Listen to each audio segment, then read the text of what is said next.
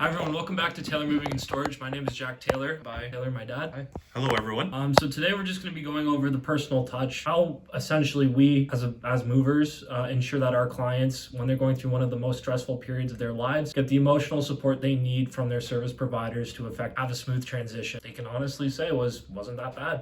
So can you just address the emotional aspects of international relocation? Like what sort of things go into it from the transfer? Well, whether the move is international, it could be domestic, really any move has an emotional attachment. You're leaving a home that you've spent some time in, that you've met friends with, you've created a life with. And now you're leaving that place and starting something completely new, which is exciting, but also a little sad. When you say goodbye to the old and welcome the new, it's a mixed emotions. On top of that, when you're dealing with personal effects, and in our industry, we're dealing with people's lives. Everything they own, material they own on a material level, we're taking for them. Their photo albums, the antique that grandma gave, their favorite sofa, the kids' toys. These things have a real emotional attachment. And so how does a household good mover be cognizant and help with that process as somebody moves? Well, I guess we're service people. We're not a trucking industry.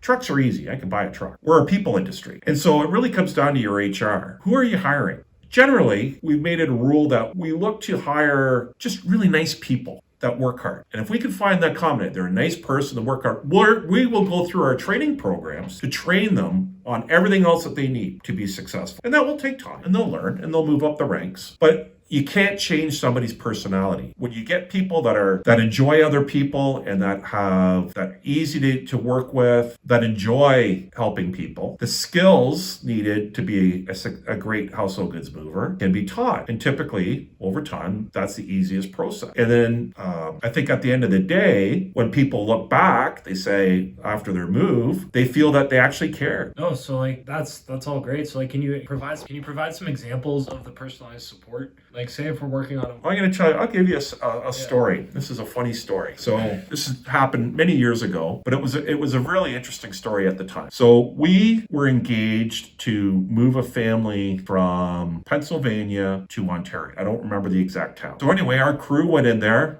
and they were packing and loading, and it was a big move. And they loaded everything up. And somehow, before we closed the back doors, it must have been while they were in getting all the inventory signed and just finishing up, their relatives who were there at the time, their cat went into our truck, closed up the truck, sealed it off, made our way back to Ontario. A couple of days later, we opened the doors up in order to make our delivery. Out comes a cat. Cat had made the journey from Pennsylvania to Ontario. And it was quite a human interest story at the time. But we arranged, obviously, we're like, we got to get your cat back. This is your cat. Because their relatives, whose cat it was, were in hysterics that their cat had run away. Well, it hadn't run away, and it made a trip to Ontario. So we made arrangements. We found a pet carrier to get the cat back within a day or so back down to Pennsylvania. And somehow the news outlets hit it and that sort of thing. But our worry wasn't necessarily around the move at that point. It was like the emotional response the family had to this cat. At the end of the day, everybody was so happy and joyful, and tears were going down. And it's those sort of things that